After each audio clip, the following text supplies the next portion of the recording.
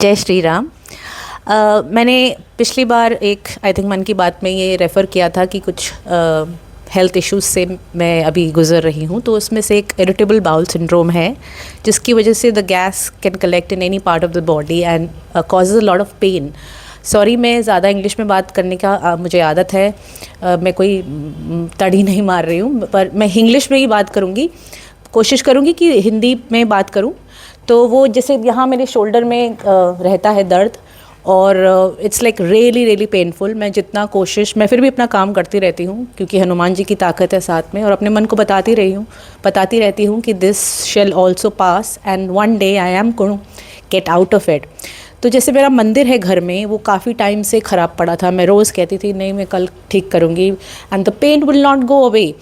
And then today I don't know what happened, I said देखो pain तो जा नहीं रहा, एंड मंदिर वॉज लुकिंग रियली बैड, और मुझे बहुत बुरा लग रहा था। मुझे सफाई की थोड़ी आदत है ज़्यादा, तो मैंने बोला नहीं, आज तो हो गया बस, चाहे जितना मर्जी दर्द हो।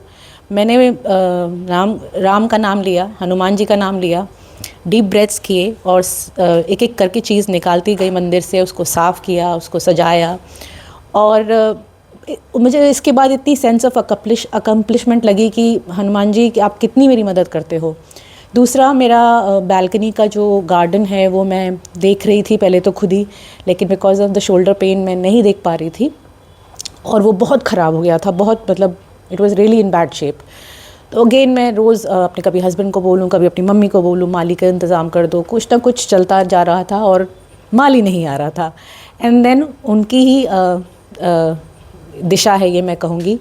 मैंने ग्रुप में डाला, किसी ने मुझे रेफ़र किया माली का, वो आया, और आज फाइनली वो काम भी हो गया।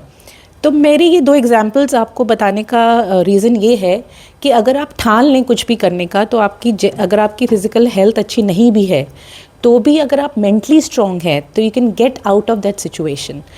Even if you have health issues, don't let them bog you down, try and fight them, try and come out of them as victorious, because ये तो आपका चलता ही रहेगा। कोई ऐसा इंसान नहीं है दुनिया में जिसको कोई फिज़िकल या मेंटल या फाइनेंशियल दुख ना हो।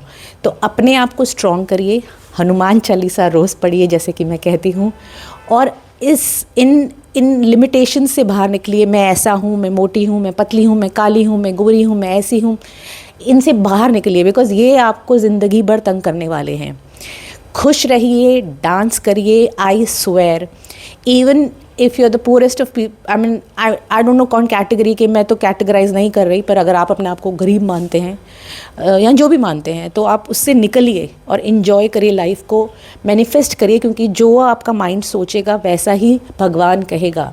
What ever your mind says, अगर आपका माइंड कहेगा कि मैं ख़राब हूँ, मैं दुखी हूँ, तो भगवान कहेंगे तथास्तु। लेकिन अगर आप कहेंगे नहीं, मैं कॉन्फिडेंट हूँ, मैं निडर हूँ, मैं स्वस्थ हूँ, मैं सुंदर हूँ, मैं काबिल हूँ, तो भगवान फिर कहेंगे तथास्तु। इसीलिए भगवान का नाम जब आप लें, भक्ति करें, तो सिर्फ इसलिए नहीं कि आपको उनसे कुछ चाहिए, मतलब ठीक है मटेरियलिस्टिक चीज़ें मुझे भी चाहिए, लेकिन आप उस चीज़ को भी ध्यान रखिए कि अपनी छोटी छोटी जो आपकी little problems that are niggling your mind and your body, उनको परे करिए और जय श्री राम कह के आगे बढ़िए।